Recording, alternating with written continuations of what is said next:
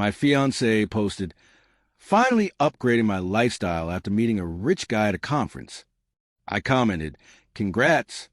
Then I canceled the wedding venue and told everyone why. Her frantic calls when his wife reached out to her with a cherry on top of the chaos she had willingly created. My name is Ethan, 33, and I was engaged to Lauren, 30, for years. For years of what I thought was a solid, practical, loving relationship, and 9 weeks out from our wedding, all came crashing down like a landslide I saw coming too late. I'm a software engineer. I look at patterns. I like systems. I like to think my reliability and rationality are my strengths, not my weaknesses. We were comfortable. I handled the wedding planning down to the contracts and deposits because I like things orderly. Lauren's parents were contributing a fraction, and I was covering most of it because I wanted the day to be perfect. The venue was booked, the photographer secured, the band confirmed, catering contract signed, deposits paid. I even had spreadsheets for seating charts, flight schedules for guests, and contingency plans if the weather turned bad. Everything was accounted for. I drove her to the airport last Friday morning for a Women in Leadership conference. She was glowing about networking opportunities. I was genuinely happy for her, telling her to have fun and promising to keep the house spotless. Then came Saturday night. The messages slowed. I thought she was busy connecting with professionals, mingling, maybe learning something new, and I was okay with that. Then I was scrolling through Instagram just mindlessly, and there it was. A new post, not a story, a permanent grid post. Lauren, champagne flute in hand, standing next to a man I didn't know. Older, expensive watch, tailored suit, mid-40s at least. City lights behind them. She was radiant, smiling in a way I hadn't seen in years. But the caption? Finally upgraded my lifestyle. Amazing to connect with people who see your worth. Hashtag networking, hashtag New Horizons, hashtag upgrade. I stared at the screen. I reloaded it. I read it again. Upgrading her lifestyle. Not her career, not a new car, not a promotion. Him. I was the old life. I felt nothing hot, nothing burning, just ice cold, calm, methodical. The 4 years clicked into place. The tiny complaints about my car being too practical. The sighs about my suggested weekend getaway versus an international trip. The subtle eye rolls when I talked about investments, long-term goals. And now this.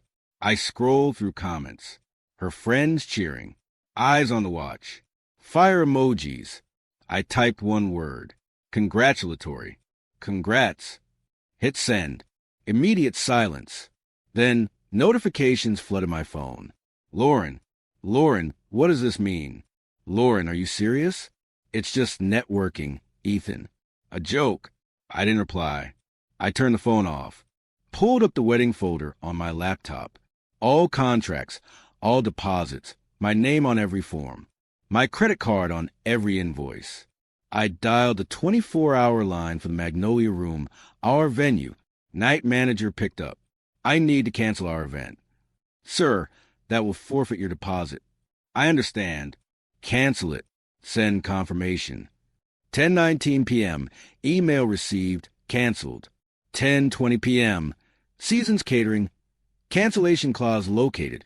$1,000 deposit forfeited. Momentum Photography. $750. The Nightcaps Band. $500. Total. $7,250. Spreadsheet labeled Lauren Upgrade. Done? Not yet. Guests. 150 people. Save the date sent. Flights booked. I copied emails into BCC, attached screenshot of Lauren's post, my comment, and wrote the email. Subject: wedding cancellation, Ethan and Lauren. Body: dear friends and family, it is with regret that I must inform you our wedding, scheduled for date, is canceled. The reason: Lauren's public decision to pursue an opportunity she termed upgrading her lifestyle, as seen in the attached screenshot. I have handled all vendor cancellations. Non-refundable deposits have been absorbed. Please do not contact Lauren. I appreciate your understanding. Sincerely, Ethan. 10 seconds of hesitation. Click send. Logged out. Packed essentials. Laptop, toothbrush lease, clothes. Our apartment is mine, leased before she moved in. She was never on the lease. Drove to my friend Jake's house. Arrived 11:30 p.m. He looked at me, bag slung over shoulder, and said, "Dude, you look haunted." I canceled the wedding. I said, silence. Then, turning phone back on, I saw the fallout. 19 missed calls from Lauren, 8 from her mom, 4 from her maid of honor, Tasha, 50-plus text messages. Call me now. You're insane. You humiliated me. Last text Lauren. It was a joke. A joke with a married CO. He lied. She fell for it. I told Jake, a beer. He nodded.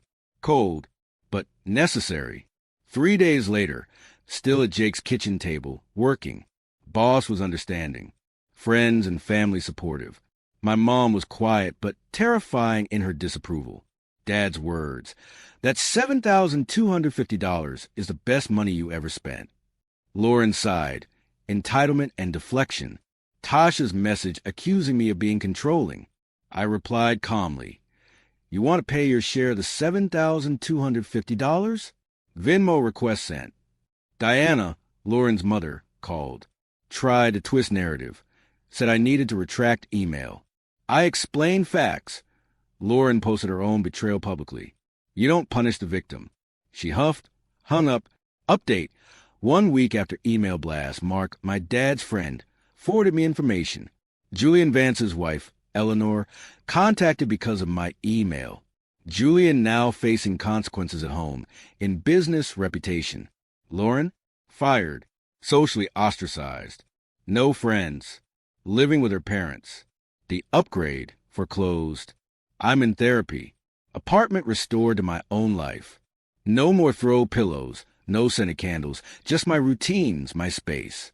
I feel empty and free. Confrontation happened 3 days after I returned. Intercom buzzed. Lauren and Diana outside.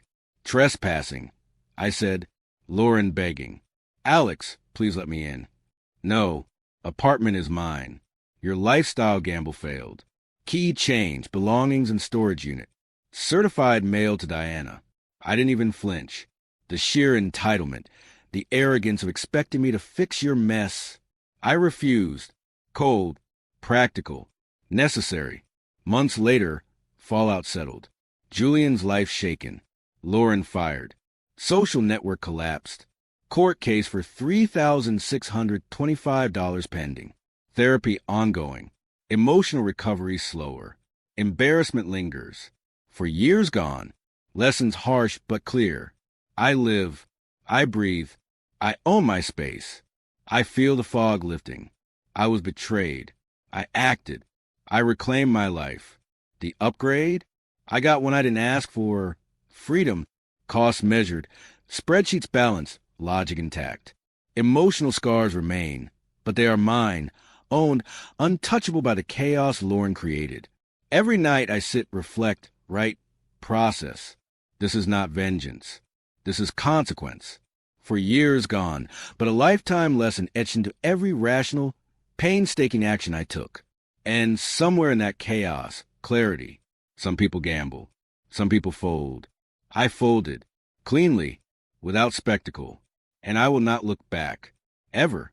Then came the awkward social fallout. Friends reached out quietly. Some in disbelief. Dude, are you okay? Yes. No. Maybe. I smiled. Nodded. Poured coffee for myself. Watched the sunrise from my apartment window for the first time in months without a panic of how to fit someone else into the routine. My mom called every night to check. Just one line. Proud of you. I never needed more than that.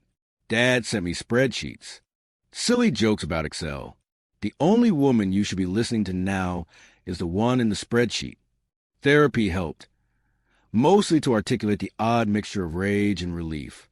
Lauren tried to call every few days. New numbers, blocked instantly. Texts flooded my phone. Mostly her crying, begging, threats, offers to pay me back, promises to change. I ignored. I had to. Every time I thought about answering, the old fog descended. It was alluring at first, the idea of reconciliation, but memory snapped me back. Champagne, Julian, winking emoji. The betrayal was not a misunderstanding. It was a choice. I made spreadsheets for my emotions, too, mentally cataloging each step of her disloyalty and my reaction. Cold, precise, effective. Then one day, my old coworker Matt texted me a screenshot. Lauren had posted again, something vague, hinting at regret, tagged new connections and a smiley face. I stared at it, felt nothing. Relief. Laughter, faint. It was absurd. This was a woman who destroyed her own life in pursuit of someone else's lifestyle. I poured another cup of coffee. I wrote my own post private, journal style. For years gone, 1 week to clarity. Freedom. Cost $7,250. Worth every penny. Friends reacted privately, laughed, cried with me. Support solid. I realized then it wasn't about Lauren. Not really. It was about reclaiming control. Every deposit absorbed, every vendor notified, every BCC email sent was not rage, it was clarity. Now, months later, I sleep well. My apartment is mine. I cook, I clean, I read. I walk through the city without checking behind my shoulder for some metaphorical betrayal. Freedom tastes bitter, a little metallic, but unmistakably mine. The upgrade comment, the cruelest message, turned out to be the kindest she ever gave me. She showed her true self when it couldn't be ignored. The lesson is etched in cold, hard data, spreadsheets of consequence, documentation of every emotional step. I am alive, rational, and finally unburdened. Lauren is a cautionary tale. I am my own story now, and the next chapter will be written in real freedom, not pretense. I checked the court docket. Pending small claims for $3,625. Mostly principal. Mostly satisfaction. The spreadsheet remains titled Lauren Upgrade. I look at it sometimes. A strange monument of lessons learned, mistakes avoided, and a life reclaimed. I walk to the grocery store. Sunlight warms my face. No one calls. No one texts. Just the city, my coffee, my apartment, my books. Clean. Ordered. My life. And for the first time in years, really finally, I am free. I feel in my chest, in the back of my neck, in the way my hands fold over the steering wheel without tension. Chaos past. Consequences accounted for. Rational, practical, cold, but right. Every 4 years, sometimes you get a chance to reclaim the time you lost. This was mine, and it feels like a second sunrise.